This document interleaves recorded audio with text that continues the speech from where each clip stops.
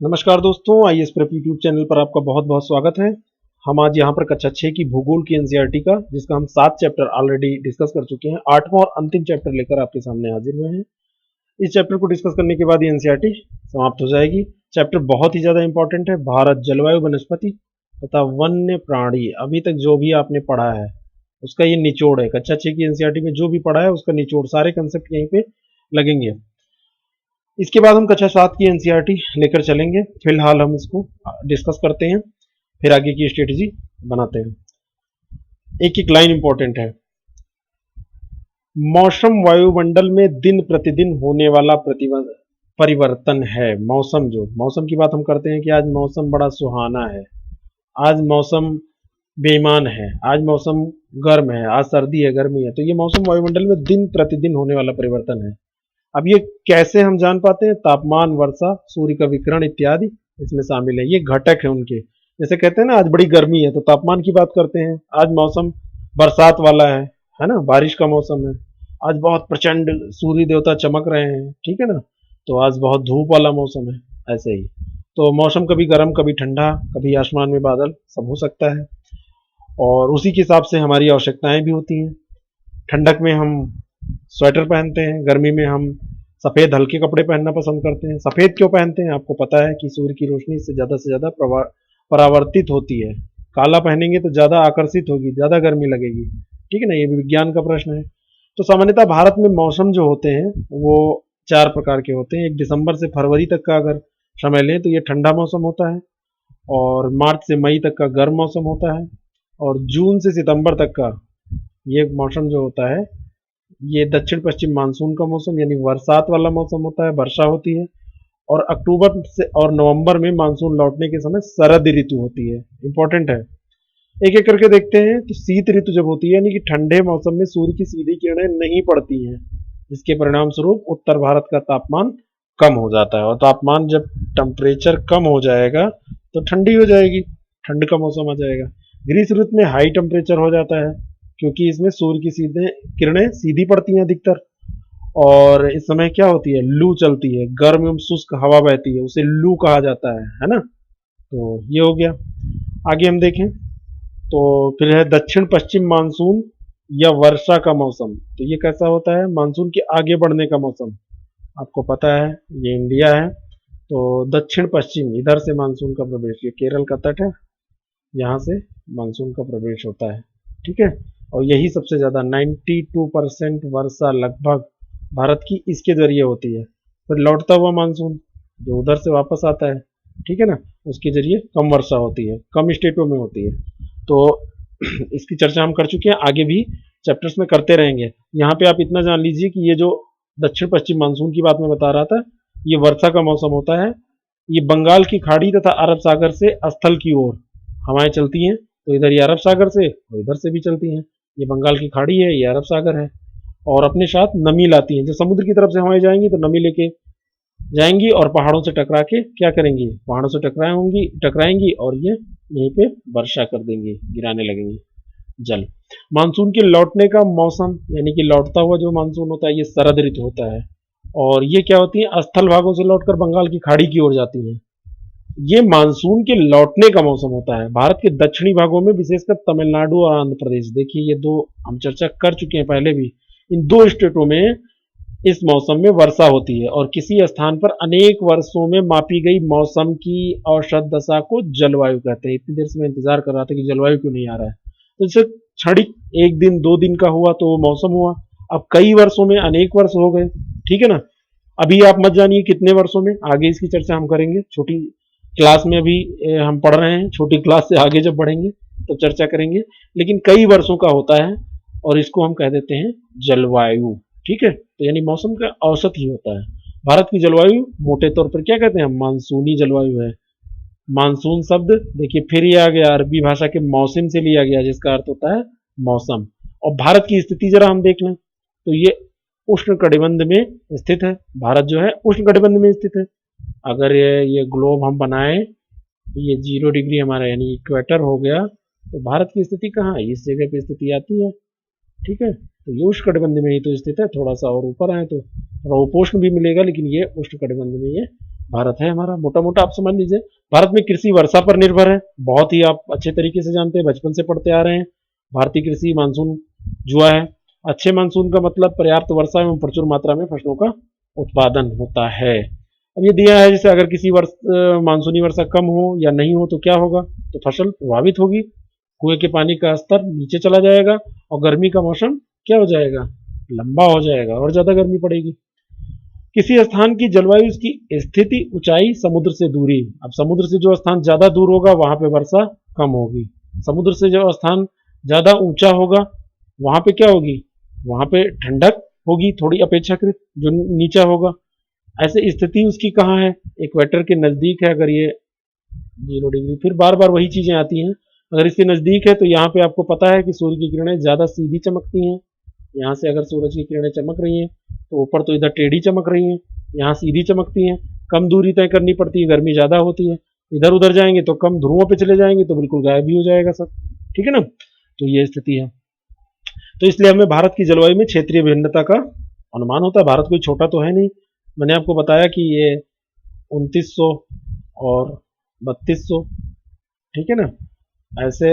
और उत्तर से दक्षिण और दक्षिण से उत्तर लगभग 30 डिग्री का इसका विस्तार है। राजस्थान के मरुस्थल में स्थिति जैसलमेर तथा बीकानेर बहुत ज्यादा गर्म है, जबकि जम्मू कश्मीर के द्रास एवं कारगिल बहुत ठंडे हैं, बर्फीली, यहाँ पे ठंड पड़ती है। तो इसी तरह आप मैप में इन सब लोकेशंस को देखते जाइए। फिर आगे बढ़ते हैं, तटीय क्षेत्र जैसे मुंबई और कोलकाता की जलवायु।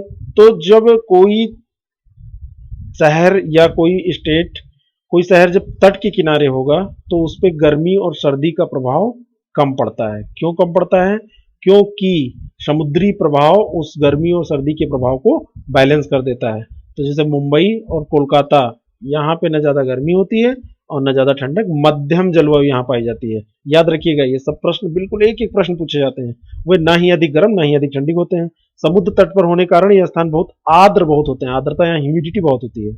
विश्व में सबसे अधिक वर्षा कहाँ होती है, मेघालय के मौसिन राम में होती है, जबकि किसी किसी वर्ष राजस्थान के जैसलमेर में वर्षा ही नहीं होती।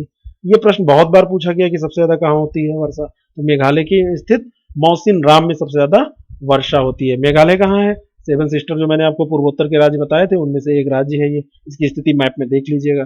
सर्वाधिक ऊंचाई 60 मीटर, 40 मीटर, 20 मीटर, ठीक है, 5 मीटर, 1.5 मीटर। अब ये देखिए क्या दिया है, उष्णकटिबंधीय वर्षावन, ठीक है ना। तो देखिए सर्वाधिक ऊंचाई, अब यहाँ पे ये कुछ कैटेगरी में इन्होंने बांट के दिया है कि ये 60 मीटर ऊंचा होगा तो उद्गामी पर्वत, 40 मीटर वितान होते हैं और 20 मीटर, 5 मीटर इसके दोनों बीच में तरुण वृक्ष, 5 मीटर तक झाड़ी वाली परत होती है और 1.5 ये भूम परत होती है, इससे नीचे की जो परत होती है ना। यानी कि कई कैटेगरी के इसमें वृक्ष पाए जाते हैं। अगर आपसे पूछा जाए सबसे ज्यादा कहाँ सघनता पाई जाती है तो उष्णकटिबंधीय क्षेत्रों में पाई जाती है। वृक्षों में कितनी सबसे ज्यादा प्रकार के वृक्ष यहाँ पाए जाते हैं। आगे बढ़ते हैं, प्राकृतिक वनस्पति की हम बात करते हैं। तो हम अपने चारों तरफ देखेंगे तो कुछ ना कुछ आपको पेड़ पौधे दिखते हैं, अब तो कम होते जा रहे हैं लेकिन होते हैं। तो घास, झाड़ियां, पौधे जो बिना मनुष्य की सहायता से उपजते हैं उनको प्राकृतिक वनस्पति कहा है। जैसे आपने अपने घर में अमरूद का पेड़ लगा रखा है, आम का पेड़ लगा रखा है, तो वो प्राकृतिक वनस्पति नहीं है, वनस्पति तो होगी लेकिन प्राकृतिक नहीं है। जो अपने आप उगते हैं, जिनको हम उगाते नहीं है, वो प्राकृतिक वनस्पति कहा जाता है। अब ये बताइए कि ये इस पे मानसून का या मौसम का या जलवायु का जो भी आप समझ रहे हो इसका प्रभाव पड़ेगा, बिल्कुल पड़ेगा। क्योंकि कोई भी पेड़ की वृद्धि, कोई भी वृक्ष की वृद्धि, पेड़ पौधों की वृद्धि, तो ये क्या निर्भर करती है किस पे, तापमान और वर्षा पे। तो वर्षा की मात्रा सबसे महत्वपूर्ण होती है। जहां वर्षा ज्यादा होगी हरे भरे पौधे पाए जाएंगे, जहां कम होगी सूखे कटीले टाइप की वनस्पतियां पाई जाएंगी। तो भारत की वनस्पतियों को 5 प्रकारों में विभाजित कर सकते हैं हम। तो इसमें क्या है, एक उष्णकटिबंधीय सदाबहार, उष्णकटिबंधीय पतझड़, कटीली झाड़ियां, पर्वतीय वनस्पति, मैंग्रोव वनस्पति, सब इंपॉर्टेंट है, एक एक करके देखते हैं। उनके उदाहरण भी हमको याद करने पड़ेंगे। सबसे पहले आइए हम देखते हैं उष्णकटिबंधीय वर्षावन। ये वन देखिए उन क्षेत्रों में पाए जाएंगे जहां वर्षा बहुत ज्यादा होगी। वर्षा वन है ना, तो वर्षा जहां ज्यादा होगी वहां इतने घने होते हैं, वर्षा खूब ज्यादा यहाँ होती है तो ये खूब घने होते हैं, बिल्कुल नजदीक नजदीक पाए जाएंगे। पत्तियां भी इनकी चौड़ी होंगी, खूब हरे भरे होंगे कि सूर्य का प्रकाश इतने घने कि सूर्य का प्रकाश जमीन तक नहीं पहुंच पाता है। और अनेक वृक्ष ऐसे होते हैं जिनकी प्रजातियां वृक्षों की अनेक प्रजातियां इसमें पाई जाती हैं और ये वन वर्ष के अलग अलग समय में अपनी पत्तियां गिराते हैं। तो इसलिए जैसे एक वृक्ष ने अभी गिराई, दूसरे वृक्ष ने अभी गिराई, तीसरे ने अभी गिराई, तो हर समय ये क्या होगा, अलग समय में अलग अलग गिराते हैं, तो ये हरे भरे हमेशा दिखाई देते हैं और इसीलिए इनको सदाबहार कहा जाता है, क्योंकि एक साथ सारे वृक्ष पत्तियां नहीं गिराते हैं, तो कोई ना कोई हरा बना रहता है, तो इसलिए सदाबहार, हमेशा इसमें बहार रहती है। और अंडमान निकोबार द्वीप समूह, अब ये देखिए ये ऐसे एरिया हैं जहाँ पे खूब वर्षा होती है। उत्तर पूर्वी राज्यों के कुछ भाग, पश्चिमी घाट की सकरी पट्टी, है ना, तो यहाँ पे ये ऐसे पाए जाते हैं, ठीक है ना। तो ये अंडमान निकोबार द्वीप समूह आपका है और ये सकरी पट्टी पश्चिमी घाट की है और यहाँ पे ये नॉर्थ ईस्ट जो आपको उत्तर पूर्वी बता रहे थे, तो यहाँ सब ये वर्षा वाले क्षेत्र हैं, खूब ज्यादा वर्षा होती पाया जाता है। अब ये इंपॉर्टेंट है यहाँ पे कि कौन कौन से, तो यहाँ पे आपको मैं बता दूं कि ये महोगनी, एबोनी और रोजवुड, ये तीन बहुत इंपॉर्टेंट है, बार बार पूछे जाएंगे किस प्रकार के हैं, तो उष्णकटिबंधीय वर्षा वन के हैं, बिल्कुल रट लीजिए, इनको नोट कर लीजिए। उष्णकटिबंधीय पतझड़ वन के बारे में हम बात कर लेते हैं। तो पतझड़ वन जो हमारे भारत में बड़े भाग में इस प्रकार के वन पाए जाते हैं और इनको मानसूनी वन भी कहा जाता है। इनको किस वन के नाम से जाना जाता है, मानसूनी वन भी कहते हैं इसको। और ये वन कम घने होंगे, उनकी अपेक्षा घने होंगे लेकिन उनकी अपेक्षा कम होंगे और वर्ष में एक निश्चित समय में अपनी पत्तियां गिरा देंगे। जैसे उत्तर प्रदेश में आप देखेंगे, उत्तर प्रदेश के अगर होली का मौसम आता है उसके पहले देखिए खूब पतझड़ होता है, ठीक है ना। और इन वनों में पाए जाने वाले महत्वपूर्ण पेड़ कौन है, तो इन पेड़ों को देखिए आपके यहाँ पाए जाएंगे, अगर आपके आसपास पाए जाते हैं तो ये उष्णकटिबंधीय पतझड़ वन है। जैसे साल है, सागौन है, पीपल है, नीम है, शीशम, तो सब तो पाए, सब देखे हैं आप।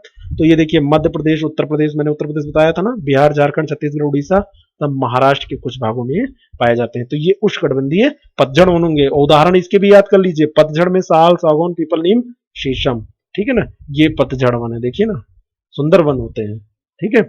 आगे देखते हैं कटीली झाड़ियां। अब कटीली झाड़ियां भी कहाँ पाई जाएंगी, जो शुष्क भाग होंगे, जहां भी वर्षा की मात्रा कम होगी, पानी की क्षति को कम करने के लिए इनकी पत्तियों में बड़े बड़े कांटे होंगे, यानी कि इनको पानी की कम आवश्यकता पड़े, क्योंकि पानी है ही नहीं है तो ये अपने को उसी में ढाल लेते हैं। जैसे कैक्टस, खैर, बबूल, कीकर, बबूल बबूल को कहीं भी आप लगा दीजिए, पानी कभी मिले या ना मिले, कभी ये सूखेंगे ही नहीं। राजस्थान, पंजाब, हरियाणा, पश्चिमी घाट के पूर्वी ढालों पर, अब पश्चिमी घाट का देखिए, आपको मैं समझा दूं, यहाँ पश्चिमी घाट का ये जो पश्चिमी ढाल है, यहाँ पे तो अरब सागर से आर्द्रता खूब आती, वर्षा होती, लेकिन इस वाले ढाल में वर्षा से ये क्या हो जाते हैं, वर्षा इनको नहीं मिलती है, ठीक है। तो यहाँ पे ये इतना ज्यादा चौड़ा नहीं होगा, थोड़ा लगा हुआ एरिया, यहाँ पे ये वंचित रह जाते हैं वर्षा से, तो यहाँ पे ये पाए जाएंगे, ये पूर्व पश्चिमी घाट का पूर्वी ढाल और गुजरात में ये पाए जाएंगे। याद रखिएगा, उदाहरण याद कर लीजिएगा।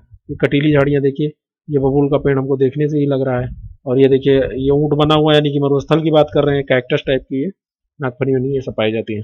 पर्वतीय वनस्पतियां आप देख लें, तो पर्वतों की ऊंचाई के अनुसार वनस्पतियों के विभिन्न प्रकार पाए जाते हैं। ऊंचाई बढ़ने के साथ तापमान में कमी आएगी, आपको मैं कई बार बता चुका हूँ कि ये पृथ्वी से जितना भी ऊपर आप चले जाएंगे ऐसे, तो टेम्परेचर क्या होगा, टेम्परेचर, ये जितना ऊंचाई पे जाएंगे टेम्परेचर डाउन होता चला जाएगा।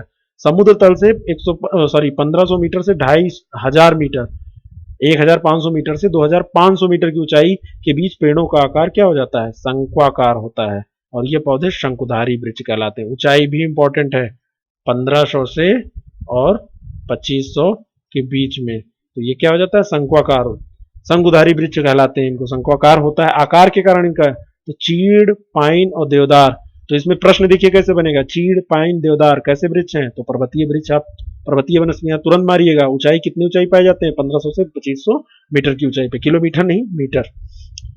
मैंग्रोव वन बहुत ही ज्यादा इंपॉर्टेंट है, प्रश्न यहां से सबसे ज्यादा बनेगा, ठीक है। आइए देखते हैं, ये वन खारे पानी में भी रह सकते हैं, यही इनकी इंपॉर्टेंस है, यानी कि समुद्री जल खारा होता है ना, उसमें भी ये रह सकते हैं। ये मुख्यतः पश्चिम बंगाल के सुंदरवन तथा अंडमान निकोबार द्वीप समूह में पाए जाते हैं, बिल्कुल इंपॉर्टेंट। सुंदरी इस प्रकार के वनों की महत्वपूर्ण प्रजाति है। प्रश्न डायरेक्ट पूछा जाता है, आईएएस में भी यह प्रश्न पूछा जा चुका है कि सुंदरी सुमेलित करने निम्नलिखित में से कौन सा सुमेलित है, सिंदरी पश्चिम बंगाल दिया हुआ था, वही सुमेलित था और सब गलत। सुपर 25 जो हमारा डिस्कशन है उसको देखिएगा, ज्योग्राफी के प्रश्न में ये प्रश्न हमने डिस्कस किया है पार्ट 2 में। इसी प्रजाति के नाम पर क्षेत्र का नाम सुंदरवन पड़ा, क्योंकि सुंदरी वन की प्रजाति वहां जाइए, तो पश्चिम बंगाल याद रखिएगा, बहुत इंपॉर्टेंट है। अब हमें वनों की आवश्यकता क्यों होती है, आपको पता है कि ईंधन देते हैं, लकड़ी देते हैं, चारा देते हैं, सब हमको वन से मिलता है। लाख, शहद, गोंद, तारपीन भी मैंने उसमें एक क्वेश्चन था, तारपीन भी इसी से मिलती है। तो हम बहुत सारे रूपों में, उत्पादों के मामले में वनों पे निर्भर हैं। इसके अलावा वन्य जीवों का ये प्राकृतिक निवास है। शेर आप घर में थोड़ी पाल सकते हैं, हाथी घर में कितने पालेंगे। तो और ये जरूरी बहुत है, पारिस्थितिक संतुलन बनाए रखने के लिए ये बहुत जरूरी है। फिर और ऑक्सीजन के ये भंडार हैं। लेकिन आजकल पेड़ों की बहुत सारी कटाई चल रही है। ये देखिए उदाहरण पढ़िएगा, ये जो कहानियां दी होती हैं ये आप अपने आप पढ़ के थोड़ा समझिएगा, मजे से पढ़िए इसको, बहुत बढ़िया ये लगती हैं, पढ़िएगा। तो मेडिसिन ये इसमें देखिए दिया हुआ है कि पेड़ों का महत्व क्या है। ठीक है, तो पेड़ देखिए यहां से हम नीचे शुरू करते हैं जड़ से, तो मिट्टी को बांधे रहते हैं, देखिए ना, जड़ें होती हैं तो अपरदन नहीं हो पाता, यानी मिट्टी का कटाव नहीं होता है। ठीक है, एक जगह बांधे रहते हैं। फर्नीचर हमको लकड़ी से मिलता है, खेल का सामान मिलता है, ईंधन, चारा, घर हम लकड़ी से बनाते हैं, दवाइयां इससे निकलती हैं, बहुत सारी दवाइयों के स्रोत हैं पादप। ऑक्सीजन तो सबसे प्रमुख स्रोत है, पेड़ काट डालिए सब पूरे पेड़ खत्म हो जाएंगे, हम लोग जिंदा ही नहीं रह पाएंगे। ऐसे शहद, फल, गोंद, लाख, वन्यजीव का प्राकृतिक निवास इमरती। तो ये कितना बढ़िया देखिए समझाया, सब दिमाग में बैठ जाएगा। अब वन्य प्राणी देखें तो बहुत सारे प्रकार के वन्य, उभयचर, पक्षी, स्तनधारी, कीट सब इसमें रहते हैं। कहाँ रहेंगे, सब जंगल में ही तो रहेंगे। अब देखिए बाघ हमारा राष्ट्रीय पशु है, कितना इंपॉर्टेंट है। ये देश के विभिन्न भागों में पाया जाता है। गुजरात के गिर वन में एशियाई शेरों का निवास है। एक एक क्वेश्चन इंपॉर्टेंट है, एक एक लाइन इंपॉर्टेंट है इसमें। हाथी तथा एक सींग वाले गैंडे असम के जंगलों में घूमते हैं। याद रखिएगा, एक सींग वाले गैंडे कहाँ पाए जाते हैं, असम में पाए जाते हैं, बहुत इंपॉर्टेंट है। और ऐसे ही हाथी केरल एवं कर्नाटक में भी मिलते हैं। अब हाथी कहाँ मिलेंगे, केरल और कर्नाटक में मिलेंगे। ऊंट रेगिस्तान में मिलेंगे।